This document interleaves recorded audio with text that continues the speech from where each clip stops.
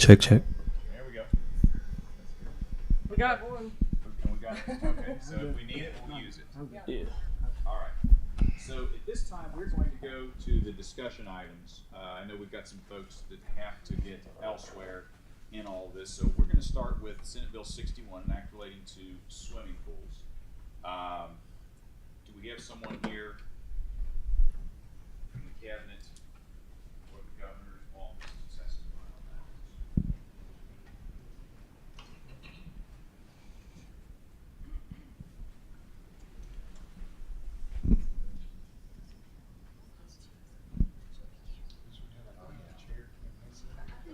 Potentially, yeah. I mean, this one, And we've lost. but we can't hear him. Okay. So if you're talking for them to pick it up, you're gonna have to have a microphone. All right, well, let's do You're gonna that. have to pass it We'll around. pass it around. Okay. So you want it? We'll do it. You know, I'll get my exercise in. Yeah. All right. Well, okay. So it looks like we're going to be passing a microphone around, and I think that we're going to start fires in the fireplaces for heat in a few seconds as well. But that's the way it's going to have to be. So, all right, very good. Well, it appears that we do not have anybody from the governor's office to explain their numbers on an act related to swimming pools. But Senator Richardson, would you like to start with any kind of a statement on that at all? Or I'll just kind of roughly kick us off that, we saw an estimate from the governor's office of $4.25 to $8.5 million. And yet our fiscal note internally here showed that there was really almost no financial impact whatsoever, which is the real reason that we wanted them here today to be able to speak about this. I'm going to give this over to Senator Richardson now.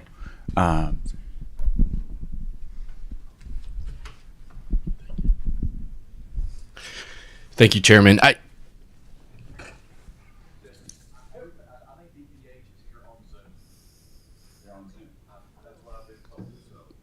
right.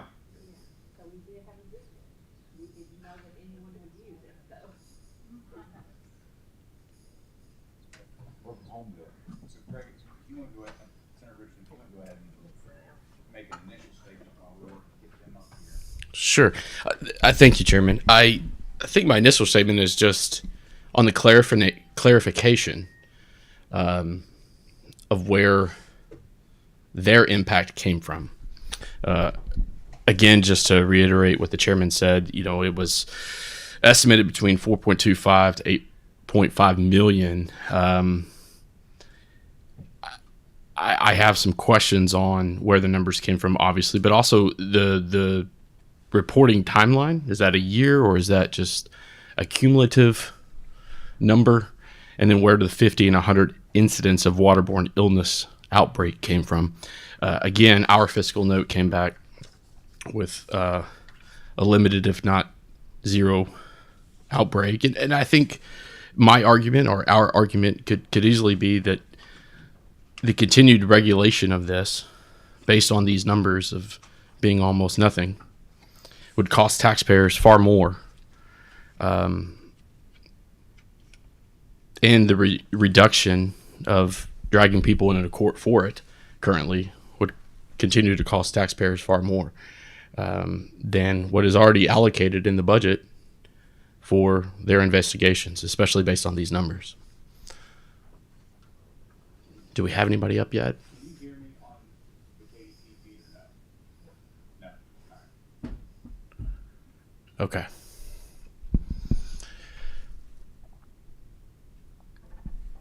Would we be able to hear them if they come on? And Chairman, just out of the sake of time, if other people are here to testify on other matters, I'm fine moving forward if we need to. I know the folks from the cabinet do have another meeting they need to be at. So we'll put a pause on this. Technology is not our friend today.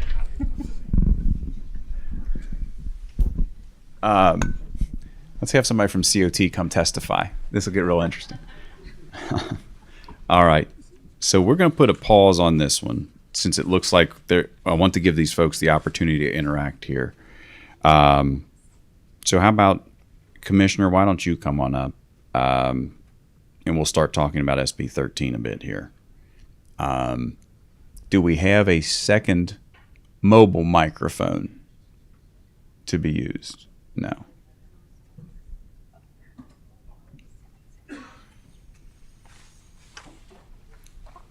But this can Take this down to them so that they can testify here, and then we'll let you guys give a bit of an opening here. Maybe explain to us your rationale as to how you came to the number you came to, and then we will, as diligently as possible, pass this thing around and see what we can do. Anybody has a carrier pigeon to be helpful. You can only use one mic at a time. So we'll have to go back and forth. Here you go. Good morning. I'm Lisa Lee. I'm the Commissioner for the Department for Medicaid Services. And in the interest of time, I will just introduce my colleagues too. This is Steve Bechtel, the Chief Financial Officer for the Department. And we also have Jonathan Scott, our Regulatory and Affairs Liaison.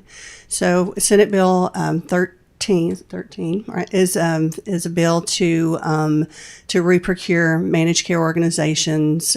Currently, the way we came up with the fiscal on this, we currently have 5 managed care organizations. That is down from 6. The original contract ended in December of 2024.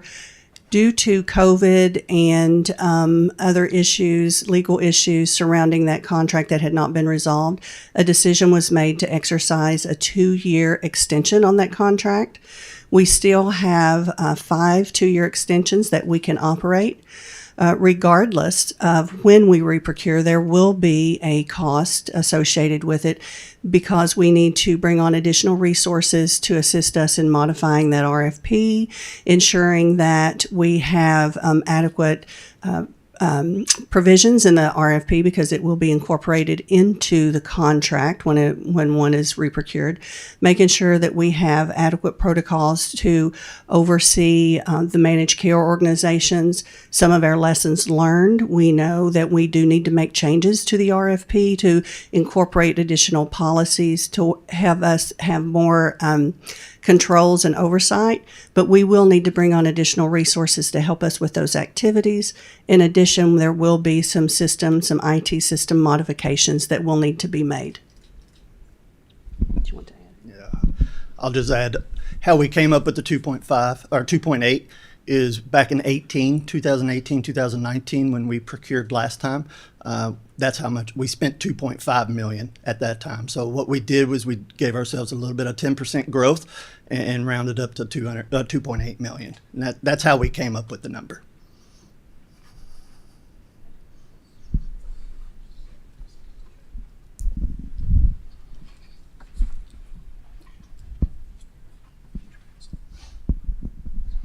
So as to help her with the running, I'll ask 1 or 2 yes or no questions and then kind of just say yes or no. So it sounds to me like what you're describing, though, is regardless of the renewal point, these costs are going to be incurred as a normal programmatic cost. So it's not necessarily related to this bill. There you go. That might make life a little easier.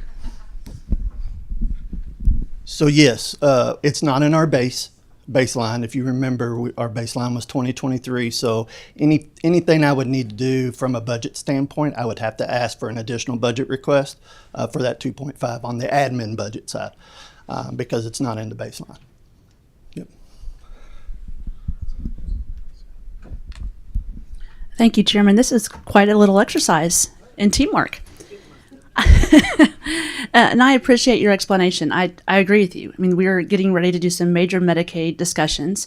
As federal changes are being made outside of our control, they're absolutely going to impact how we in the state serve, operate, etc. So in some essence, this is a great time to have the conversation. If we're going to have a discussion about moving MCO reduction, we should do it while we're also doing an RFP that includes a lot more than just reducing the number.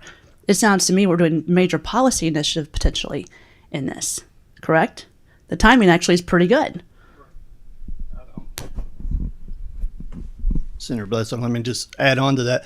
The CMS came out with some managed care final rules that came out just in this past summer, July or August. So a lot of those will have to be implemented into the RFP as well.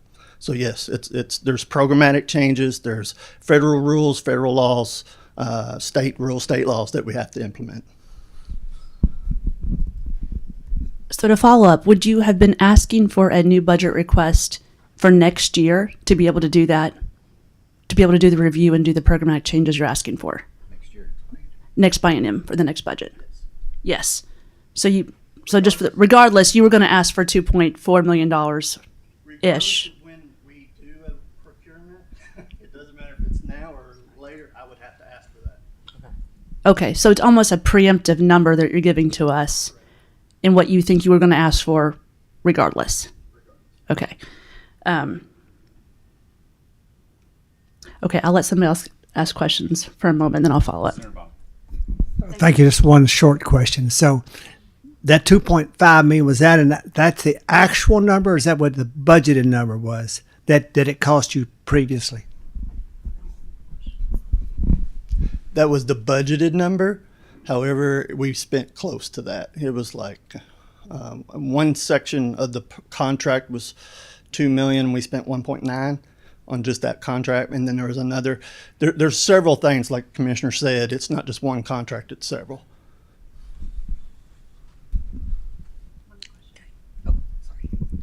Thank you. So just to follow up on maybe the administrative costs, do you think there will be some cost reductions of going from 5 to 3 that may offset some of the savings in general of the program? Oh, sorry.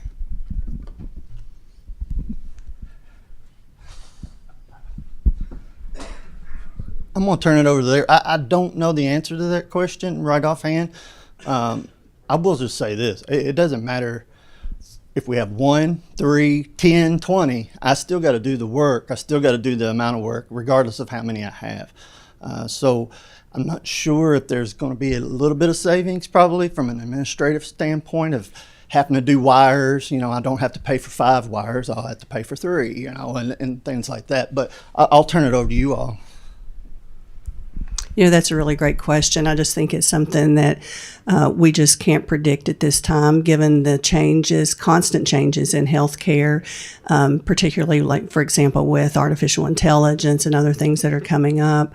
Just don't know how we could quantify that right now. But as we move forward, if a decision was made, we would definitely be able to track and see if there was a cost savings.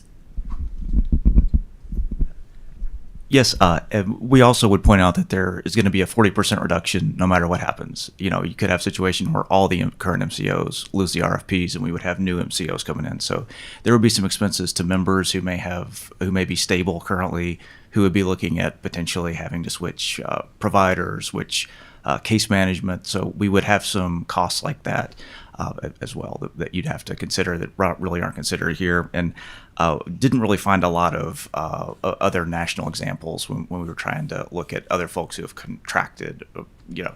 And then there's also the risk that there could be a merger or something like that. So if you pick 3 and then 6 months later one of them buys the other one, then all of a sudden we could have issues with rate negotiations. Our providers could have issues with the rate negotiations and things like that. So we haven't really baked that into this analysis as well, because it's really difficult to put a number on that. But that's something that's in the air as we analyze it.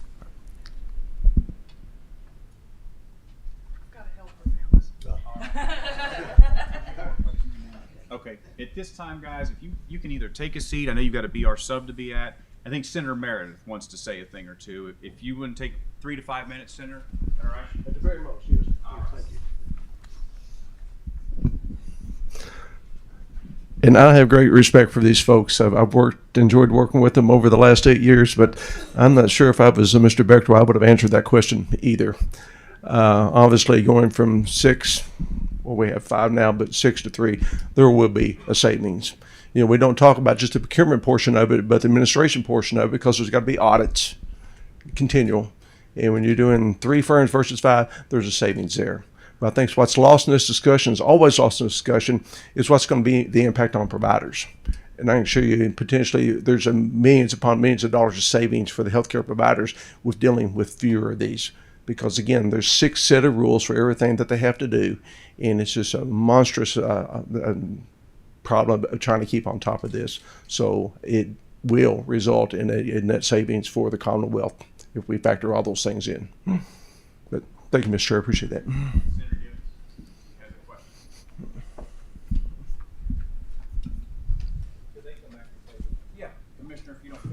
I think we need a fiscal note on our technology services. Mr. Chairman, thank you. And it's an appropriate time to acknowledge the staff that does such a great job here trying to make all the systems run seamlessly. We walk into the room and we're surprised that things aren't working because 99.9% of the time, everything is just beautiful and seamless. And so kudos to the folks that make operations happen. I'm going to ask 3 questions and then pass the microphone back to you and let you answer the 3 if you would for me. And I'll reiterate them after I state them the first time. So the word procurement and then a cost of $2.8 million, for those of us that don't operate in this space every day, procuring something, the act of procuring something and that act costing $2.8 million sounds like a lot of money. It looks to me like 1.4 is federal, 1.4 is general. So my first question is, what's actually involved in what you're terming procurement? Is that negotiation and setup and implementation? That'll be the first question. What's involved in the word procurement as you put a dollar amount of 2.8 beside it? How long does it take is the second question to do the act of procuring that costs $2.8 million. And then the third question, this 50-50 match is kind of an odd number. Why would a 50-50, 1.4 federal, 1.4 general, fall into this space when we typically talk about 80, 20, 70, 30? So those are my 3 questions. Thank you.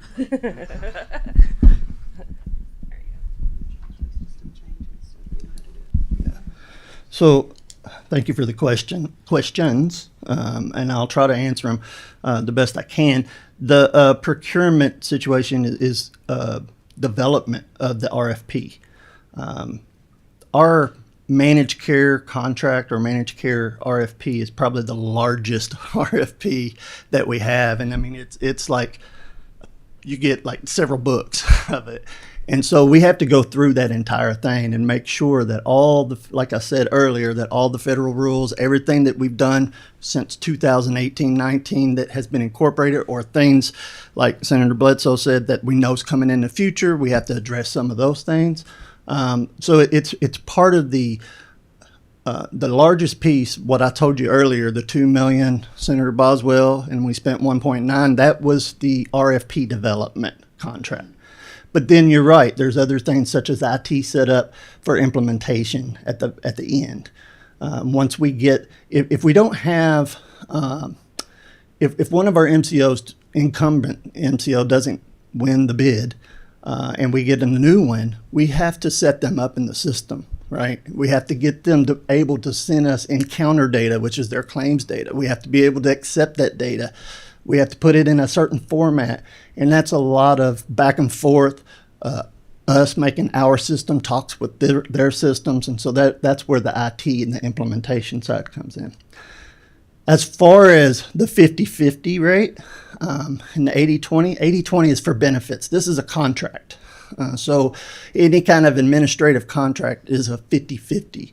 That's all we get on federal match rates for admin services. Now, for benefit services, you're correct, it is the 80-20, but that would be only on the capitation payment process for the services. But to do this work through these contractors and to help us walk through the building of the, or reprocessing of the RFP, rebuilding of the RFP, that is considered administrative, and so it would be 50-50. As far as how long, I can't address that. I've seen it last as long as 6 months. I've seen it last as long as 8 months. It really depends on how much changes that we got to make sure that we incorporate into the RFP. Now, given the fact, I believe Senate Bill 13 at one time had 1/1 of 27, but I believe that was removed. But you know, if we had a date, we would be able to come up with a timeline and figure out how long do we need to have this done by, you know, and set up those timelines appropriately. So I hope I'm answering all three of your questions appropriate as to your rates.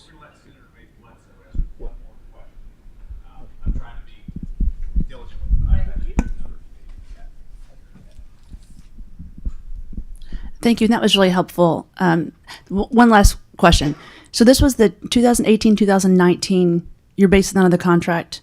That was under the Bevan administration.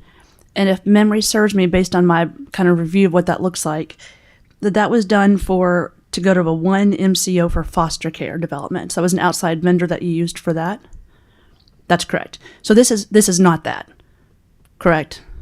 I mean, this is the MCOs for the healthcare side, not the development of the MCO for a foster care program. That'd be helpful. So under the Bevan administration, when they released the RFP and scored the proposals that were submitted, 2 of the incumbents MCOs did not win awards. The Bevan administration also had one RFP for for managed care organizations to serve every individual, and they had a carve out of one MCO to serve all foster care children. That was all included in the one RFP process. Going forward is another thing that we would want to most likely do is carve out that foster care population into its own RFP rather than having one RFP for 2 different populations. So they were all included in the original RFP. When the RFP was redone, again, we selected one MCO specifically for foster care given their medical fragile.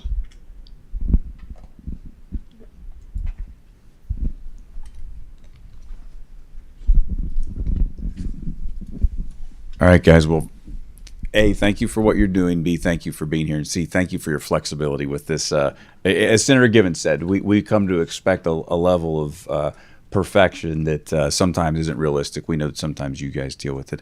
I think one important thing to note, though, is, and I to my knowledge, I think the January 1st, 27 date still remains in the current version. And so we would be at a point of renewal at the end of 26 moving into 27 anyway.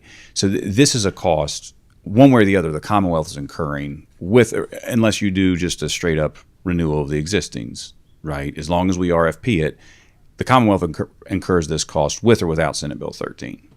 All right. Very good. All right. Guys, thank you for your time. We appreciate it greatly. All right. So while we continue to work through the technology here for our next presenters, because it gets even more complicated, as if it couldn't be already, we're going to skip to Senator Deneen, okay, and Senate Joint Resolution 25. So, Senator, I'm going to send this to you. Send you the mic. 3 minutes. Well, it's more from television. All right.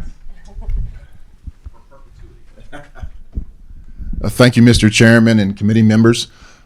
Senate Joint Resolution 25 deals with providing our farmers with an efficient manner of doing business. It came to me from farmers in my district and some other associations in agriculture, and it simply provides, has the Revenue Department provide them with a tax-exempt card with their tax-exempt numbers that they can carry in their wallets with them instead of what they currently are operating under, which is an 8x11 printout piece of paper that, quite frankly, gets tossed into a farm truck glove box under a lot of tools, and sometimes it's not very efficient. And when you're sending people to go pick up supplies at your local farm store for seed or fertilizer, sometimes those get in the wrong truck and all of that. It's so much easier if the farmer has the ability to be treated as a professional, just like they would carry an insurance card in their wallet. It just simply provides them with that. Now, the good thing about Senate Joint Resolution 25, it does not commit the General Assembly to anything, not in revenue or not in appropriations. What it simply does, it asks the Revenue Department to come before us during the interim session and to give us a report on the potential cost of doing something like this that other states are currently already doing, such as Georgia, Tennessee, and Missouri. So it doesn't commit us to anything, but it does ask the Revenue Department to come before us to give us a report during the interim session before a budget year. And that's all it does, to give us an idea. Maybe there is software available out there that other states are using. Maybe there is a cost associated with that software. From my conversations with the Revenue Cabinet so far, they said that they could do this now and that they didn't need a bill to do it. But as we know, many times those things are said and it never gets done without putting ink to paper.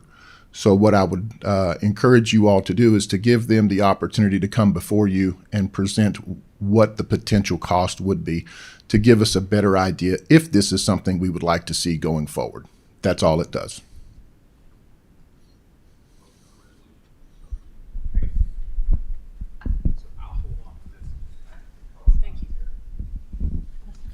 I'll be Harry Carey of Appropriations and Revenue here and give some color. All right, so we have a motion on the resolution from Senator Givens. Do I have a second? From Senator Nunn. All right, at this time, Madam Secretary, as you call it and they answer, I'm then going to say, I'm then going to kind of just enunciate for the television. Right, that's okay. I'll say the name too. Okay. Senator Boswell. I'm going to be an aye, and I have one of those letters, but I don't know where it is. Senator Boswell records an aye with an explanation that he does not know where his tax-exempt letter is. Senator Funky Fromeyer. Aye. Senator Funky Fromeyer records an aye. Senator Givens. Senator Givens records an aye. Senator Maiden.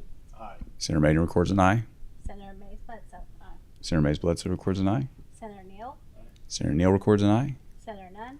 Aye. Senator Nunn records an aye. Senator Rawlings. Aye. Senator Rawlings records an aye.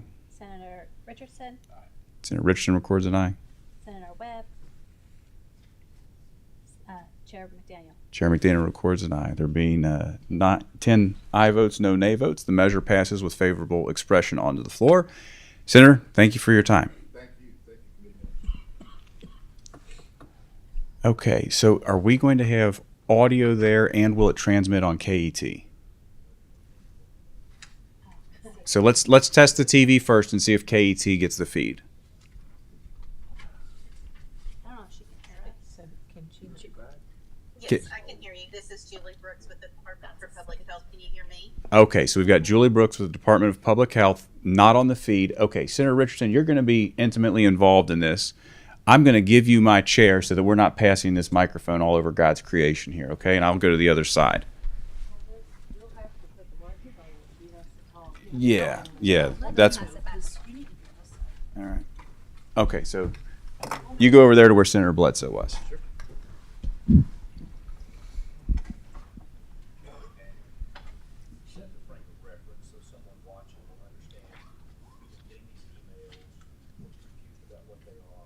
Okay. Sure. So just by way of background that was not said earlier, normally the process of fiscal notes is generated here in the LRC. Earlier in the session, we began to receive emails, which was kind of abnormal for us in the General Assembly, relating to their financial analysis of particular pieces of legislation. Yes, we had not dealt with that previously. It was not something that we had reached out for. And then subsequently, a website emerged with the same information on it, which in some cases is very different from the interpretation of the Legislative Research Commission, which is the normal analyzing agency for these notes. And we're trying to understand how we're ending up with some of these. So that being the background, Senator Richardson, I'm going to give you the mic to work through this. Good morning. Can you hear me okay? I can hear you, but we don't see anything. Okay. So I am Julie Brooks. I'm the policy specialist for the Department for Public Health. And with me today is Erica Greenfield, who is the Environmental Management Branch Manager, and Mike Tuggle, who is the Assistant Division Director for the Division of Administration and Finance, both in the department. Thank you all for being here. I just for the record, and because we don't have cameras working. I'm Senator Craig Richardson. Just have a few questions on Senate Bill 61 this morning. I'll try to kind of compress them as best I can. I do want to start with, it wasn't clear in the original cost estimate if that was based on a yearly basis or over a longer period of time. Could you explain why that cost estimate wasn't broken down in either yearly or kind of accumulated over many years? Sure. So we have a cost estimate of about $85,000 for any type of large scale waterborne, foodborne disease outbreak investigation. And that includes the staff time, the staff cost for doing things that are kind of over and above their normal scope of work, and the laboratory cost involved in collecting samples and analyzing those samples. So we use that as kind of our base number, and that goes back to a large scale outbreak that happened in 2014. And then so that's our base number as an estimate of what it would cost.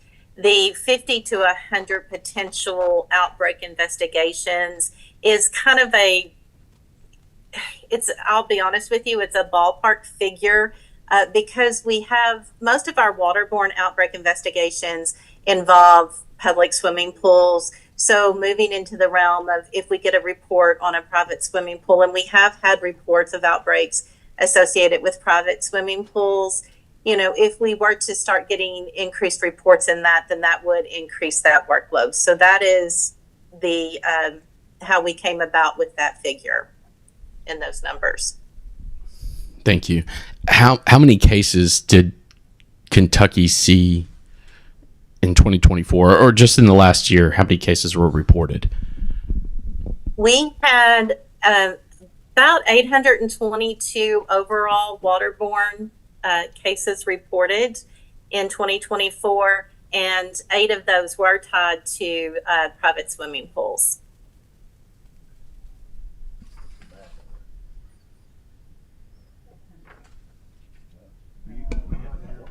We have totally different numbers. Yeah, CHFS. Let them know that. Let them know CHFS says that there is. So from CHFS, the numbers that we came back on our fiscal impact were, I believe, 16 reported cases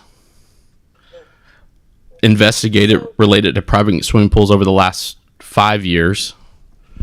Where are we off on the numbers? Why I'm not understanding the discrepancy in numbers. And then if those were the numbers, then why was it only given 50 to 100 incidents? Okay, so with that, first of all, I do apologize. I apparently was not able to accurately count, and it was actually 14 over the last 5 years that were tied with private swimming pools, not 16. So that is my error, and I do apologize for that. And if you're asking the difference in the number, could you repeat your question again? I'm sorry. Sure. So just to kind of piggyback off what you said, there was 14 investigations, but I guess I'm still thrown off of if there was 14 investigations. Again, where does the 50 to 100 come from? Are we just assuming there's going to be that much of an increase? It is a ballpark estimate that there is the potential for an increase as private swimming pools become more popular as rented to members of the general public, that there is the concern that those could result in an increase in the reports of waterborne disease. But you do already have funding in the Department of Public Health based on your budget to cover these current outbreaks and investigations? That is part of the overall scope of work for the Department for Public Health, yes. The one caveat with that is our laboratory cost, that we would see an increase in our laboratory costs because some of these, to test for some of these waterborne diseases, those have to go to an outside laboratory because our state laboratory would not be able to handle that. So that would, we would incur an additional cost with that. This is Senator McDaniel. We've handed the microphone over at this point, and I'm going to ask if anybody happens to have a question, just come on up here rather than us running this microphone all over. But so, like you said, it's kind of is the mission of public health right now that these are there, and all of these pools are already in existence and being utilized. So, what makes you? And frankly, most of the people, if you're someone who's going to rent a pool to have a party for your kids or something like that, it's probably the activity you're going to choose anyway. It would just be at a different type of facility.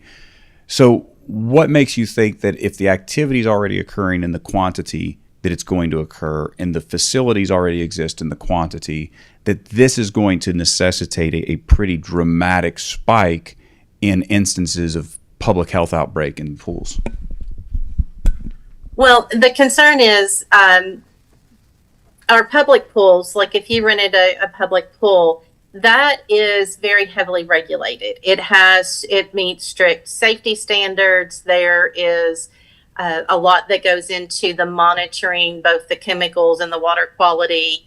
And if you rented a private swimming pool, you would not be assured those same safety standards are being applied. Just one question to clarify on the construction between public and private swimming pools. There are different regulations on what separates them as far as accessibility and their construction and size and scope. You wouldn't be able to, if this bill wouldn't pass and the cabinet continued to hold people, take people to court for essentially taking a private swimming pool and turning it into a public pool. They couldn't do that anyway because it's not constructed as a public pool. Would that be correct? Yes. However, Erica, you want to answer that? Yes. To be perfectly frank, they would not be able to meet our construction requirements. You're correct.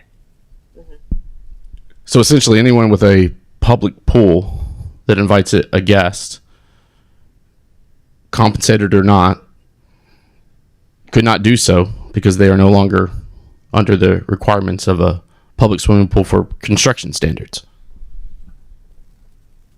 Correct. We do not currently regulate private pools. They are excluded by definition. The issue with this one is the rental aspect that was introduced in last year's bill, and I can't remember the number, I apologize. But yes, if it is being held out for rent currently, it falls under that definition of a public pool. That is the issue for us. So my private pool today, if it's rented out tomorrow, is in fact regulated as a public pool. So it is being regulated. Is that right? It meets the definition as of right now. Correct. But we are not actively regulating them. Thank you. All right. At this point, Senator Givens, you have a question? Senator Givens has a question here. Mr. Chairman, thank you. And to the folks from DPH, thanks for your willingness to engage in this conversation with us. My question is not so much about the legislation per se as it is about the process of the initiation of an email with numbers to us. Typically, and I'm not well versed in the way our LRC approach works, but typically when the chair or the bill sponsor requests a fiscal note, I think that goes down to our staff. Our staff then contacts the department or agency that can provide the information. It comes back, our analysts downstairs do the work on that, and then provide us that information. In the circumstances where an unexpected, unsolicited email arrives moments before we go into a committee meeting, I'm curious how that is initiated on your side. Is someone monitoring the legislation that's filed and in this session has decided to trigger an email? Explain to me how that works.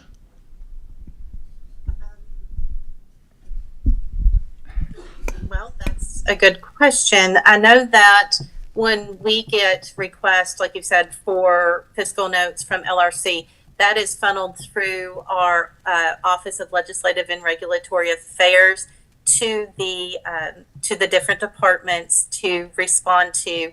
We also work very closely with the state budget office on compiling the information. I'm not sure that I can speak to an email that was received prior to going into a committee hearing, because that is not something that would have been initiated from the Department for Public Health. So I'm not sure I can speak to that. Very well. Commissioner, to you and to your staff, we do appreciate, once again, your forbearance with some of the technical difficulties today, and certainly appreciate that. I would like to add one thing kind of here at the end. I think one of the things that we've really established is probably the executive branch needs to work on some uniformity in terms of how they want to proceed with these things, if they want to engage in the conversation, and also kind of suss through some of the numbers. I think in both cases we've heard a little bit of differing opinions or testimony from some of the numbers that we had seen previously here. So very well. All right, Commissioner, again, thank you very much. We do appreciate your time. I want to say thank you for allowing us to present remotely. That was a great relief to the staff here in the Department for Public Health. So we sincerely appreciate your willingness and your graciousness, and we understand the technical issues. So thank you for that. You're very welcome, Commissioner, and thank you guys again. All right.